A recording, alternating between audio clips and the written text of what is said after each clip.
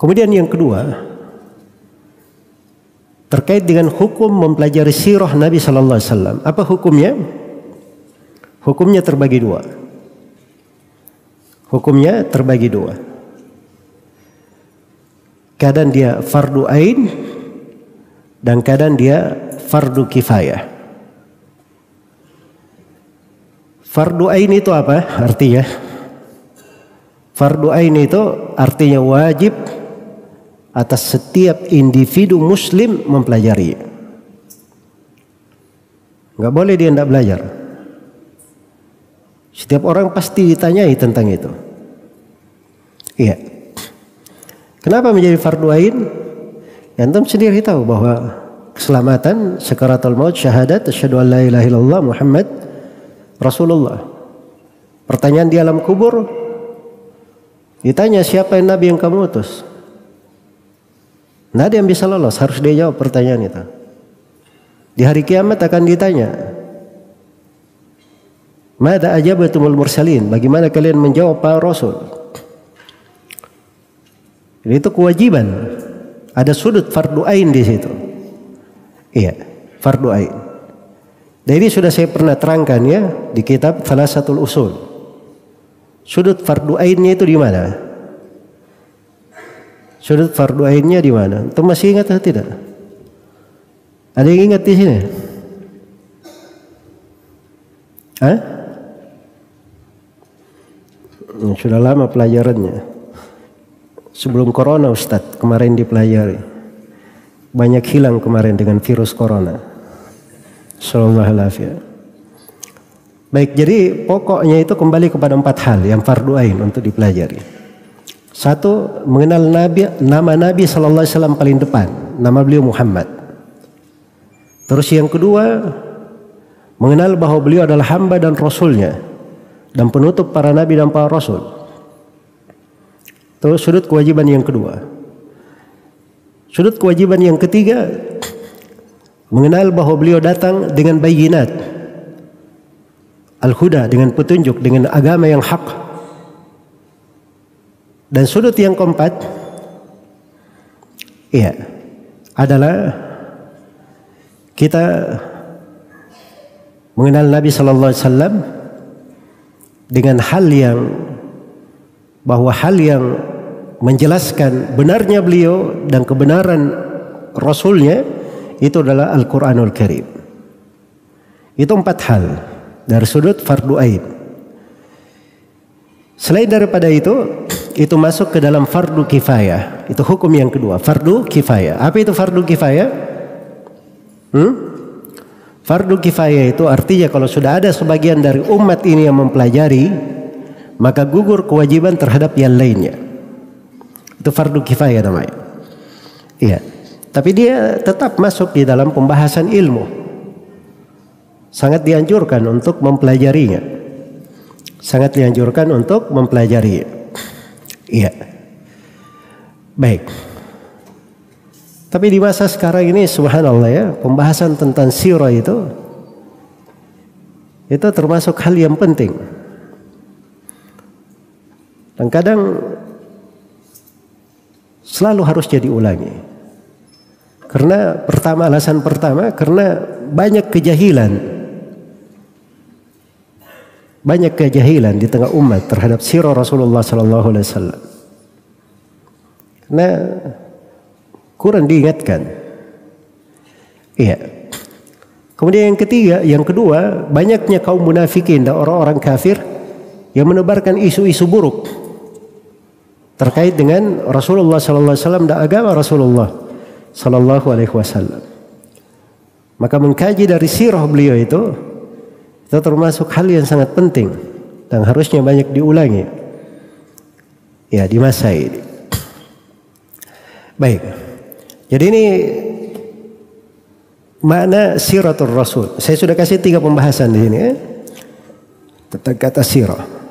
Pembahasan yang pertama tadi saya terangkan tentang definisi sirah secara bahasa dan secara istilah.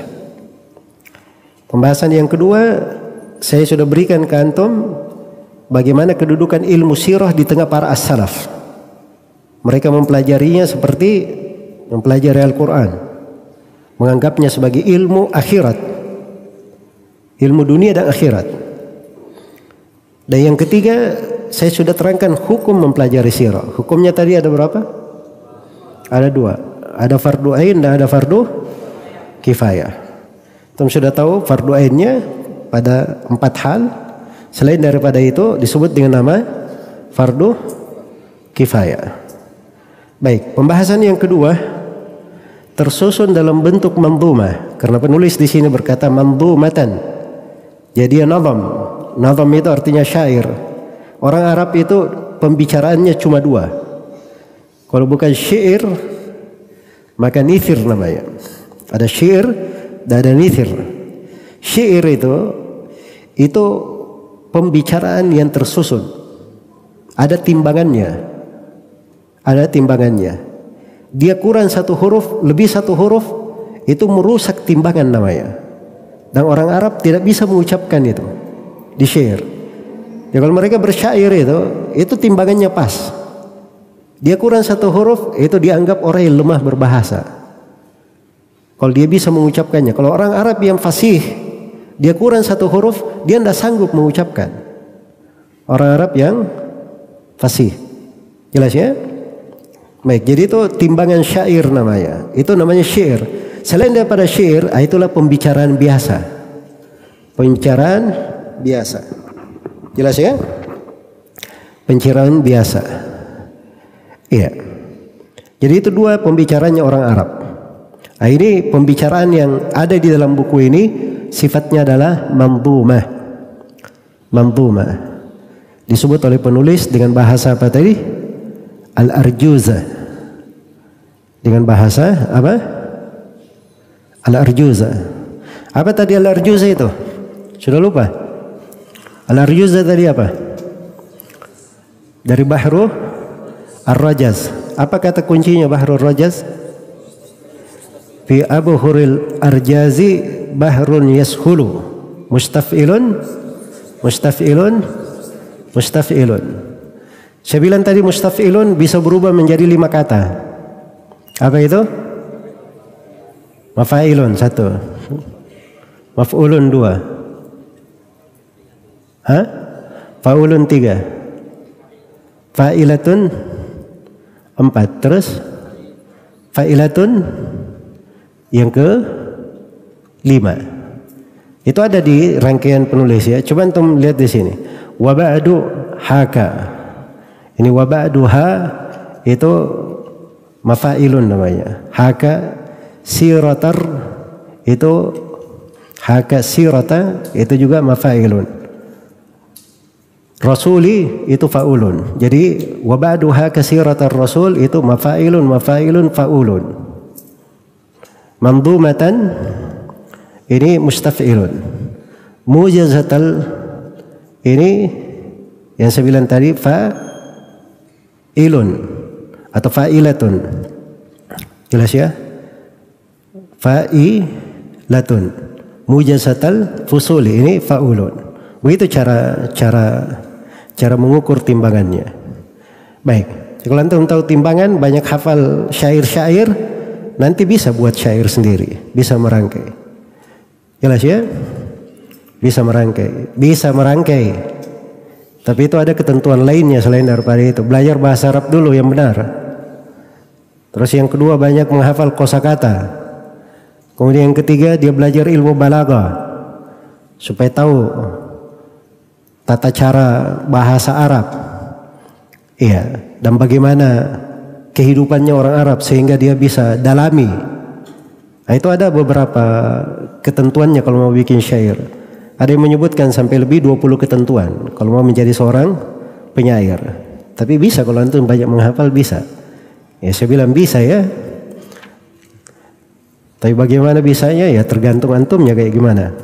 Kalau belajarnya bagus, insyaallah bagus juga nanti bisanya.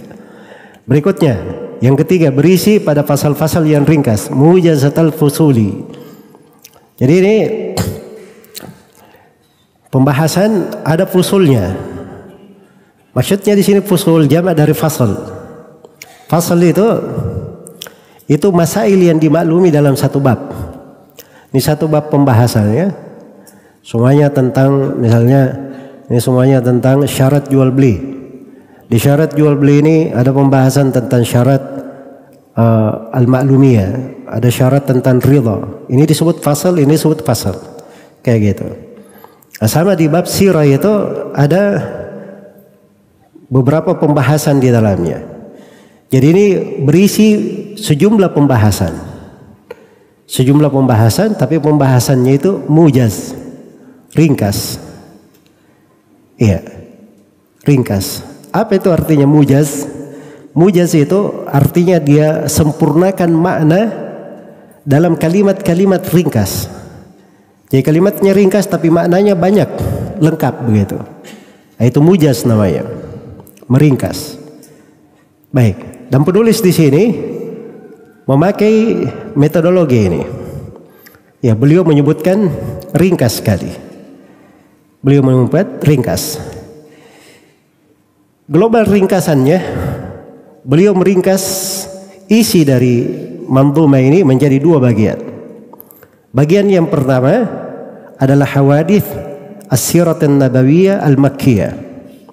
Kejadian-kejadian sirah Nabi sallallahu alaihi wasallam di fase Mekah. Apa artinya fase Mekah? Sebelum Nabi sallallahu alaihi wasallam berhijrah ke mana? Ke Madinah. Dan yang kedua, beliau akan sebutkan peristiwa-peristiwa sirah nabawiyah di fase Madinah. Hawadits as-sirah nabawiyah al-madaniyah. Ini yang kedua. Iya. Dan yang kedua ini itu susunannya berdasarkan tahunnya, dari tahun pertama, tahun kedua, tahun ketiga. Itu akan tampak nanti di bait-bait terakhir di manzumah ini. Peristiwa-peristiwa yang terjadi berdasarkan tahun kejadiannya. Baik. Dan di sini penulis rahimahullah taala, ya, setelah itu beliau mulai masuk dan menyebutkan kejadian-kejadian. Nah, ini ada jumlahnya ada 11 kejadian dari peristiwa sebelum Nabi sallallahu alaihi wasallam hijrah ke Madinah. Ada 11 kejadian. Nah, ini rinciannya insyaallah taala kita akan sambung nanti di pertemuan sesi berikutnya. Ya wallahu taala alam. Baik.